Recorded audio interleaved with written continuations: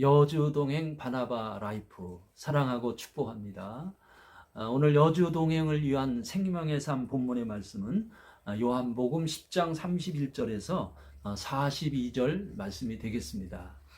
오늘 말씀 속에서 예수님은 이제 유다 민족의 또 다른 절기인 수전절을 맞이해서 예루살렘 성전에 가게 되었습니다. 수전절이라고 하는 절기는 이스라엘 백성에게 있어서 이제 그들의 중요한 신앙의 장소인 영적인 장소인 예루살렘 성전과 그리고 예루살렘 성전의 예배 의식을 다시 회복한 그러한 중요한 절기가 바로 수전절입니다. 그래서 그 수전절 날 이제 예수님이 예루살렘 성전에 들어가서 솔로몬 행각이라고 하는 곳을 주님이 거닐게 되었을 때 유대인들이 주님을 찾아왔습니다. 주님을 찾아온 유대인들이 이제 주님에게 그렇게 묻습니다. 당신이 언제까지나 우리 마음을 의욕하게 하려고 하십니까? 당신이 그리스도라면 밝히 말씀하소서. 이렇게 10장 24절에서 유대인들이 예수님에게 다그치며 말합니다. 그때 주님이 말합니다. 나는 이미 너희에게 내가 그리스도임을 이미 선포했다. 그래서 내가 아버지로부터 부름을 받았고 그리고 나의 모든 일이 아버지의 이름을 나타내는 것이고 아버지의 이름으로 내가 모든 일을 내가 지금 행하고 있다. 그러므로 나와 아버지는 하나이다. 이렇게 30절이죠. 나와 아버지는 하나이시다. 곧 삼위일체 하나님. 삼위일체 하나님은 이제 그 본성에서 하나일 뿐만 아니라 성부, 성자, 성령 삼위일체 하나님이 사귐, 하나된 사귐을 갖는 거죠. 이것을 이제 삼위일체 신학에서는 곧 교회론에서는 상호 교제 혹은 상호 내주 하시는 분으로 이제 설명하고 있습니다. 그래서 나와 아버지는 하나이시다라는 말씀이 예수님으로부터 선포되자마자 오늘 31절입니다. 유대인들이 다시 돌을 들어 치려 하거늘.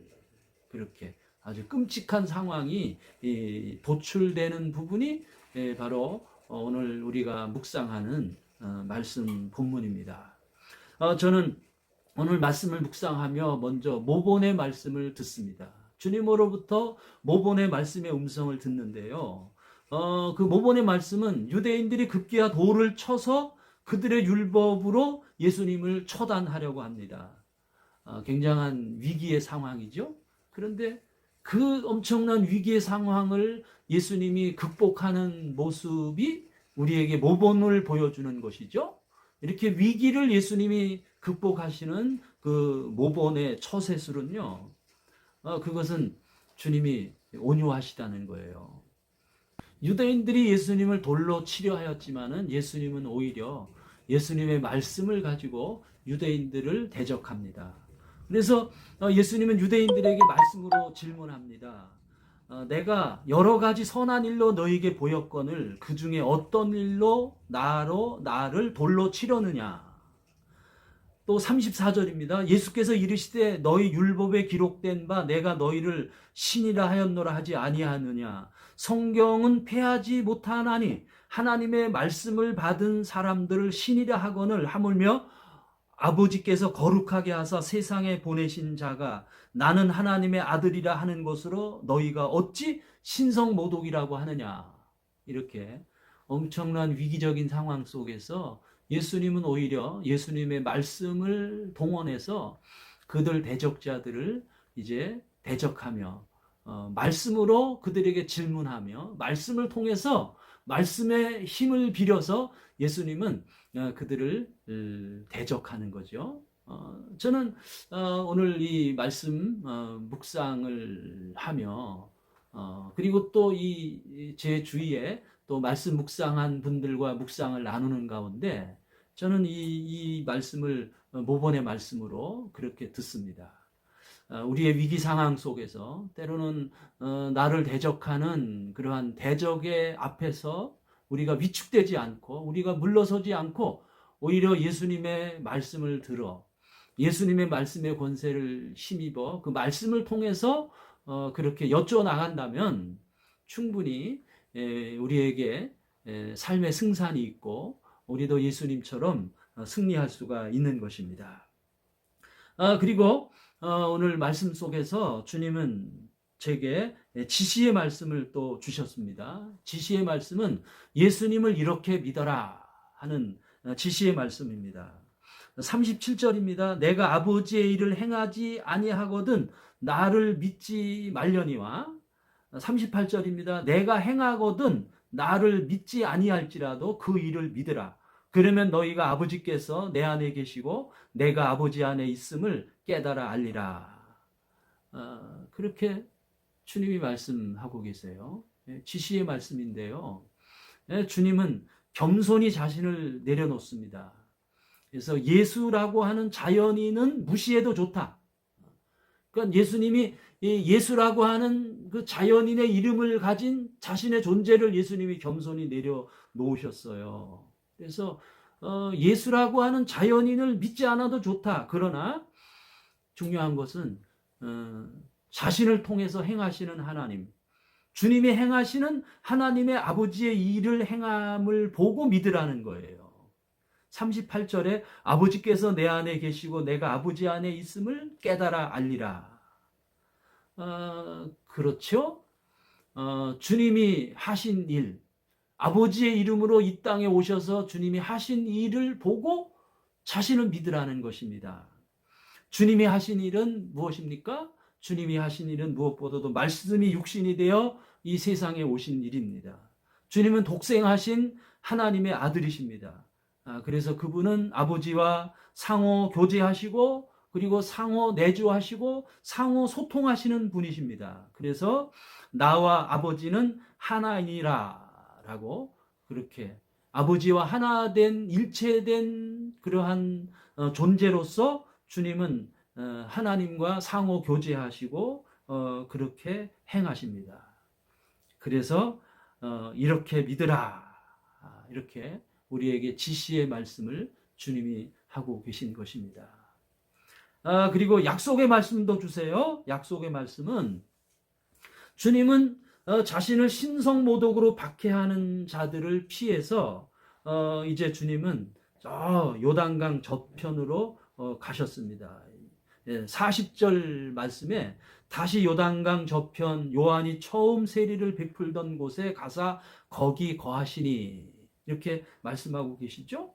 그래서 주님은 이렇게 소란한 이제 현실을 오히려 주님은 피하셨습니다. 예루살렘의 소란한 요란한 현실, 예루살렘은 일종의 중앙무대죠. 그 중앙무대를 주님이 피하셨어요. 그리고 저편으로 스스로 은둔해 가셨습니다. 그리고 그곳은 주님이 세례 요한의 처음 증거를 받았던 곳입니다.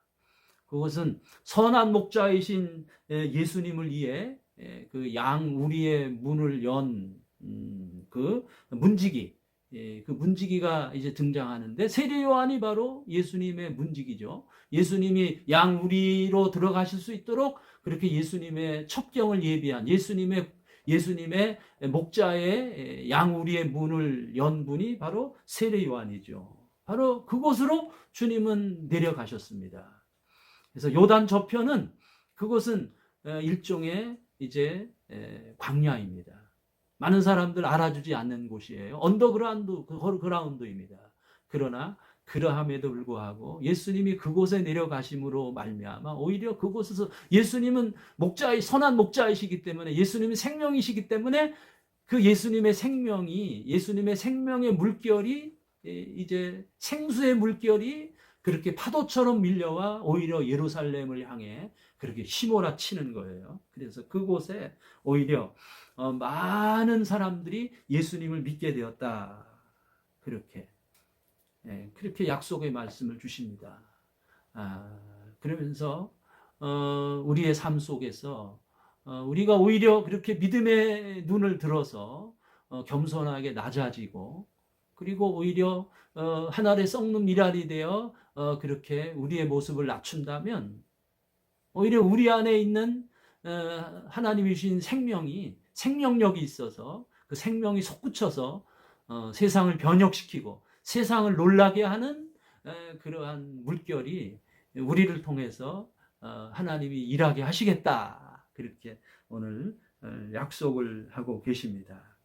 그래서 주님이 그렇게 약속해 주세요. 우리가 정말 우리 안에 예수님의 생명이 있다면 예수님이 우리의 진정성을 입증해 주겠다. 비록 요단강 넘어 변방에 묻힐지라도 우리가 하나님의 부르심 안에 거한다면, 우리가 주님, 목자이신 주님과 동행한다면 그것은 참된 것이다. 다 참이다. 라고 주님이 우리를 향해서 입증해 주겠다. 내가 너를 입증해 주겠다. 내가 너의 삶을 보증해 주겠다. 이렇게 주님이 제게 약속의 말씀을 주십니다. 오늘 잘 살고 계시죠? 남은 하루도 이렇게 목자이신 주님과 온전히 우리가 동행했으면 좋겠습니다. 여바라 여주동행 바나바 라이프 사랑하고 축복합니다.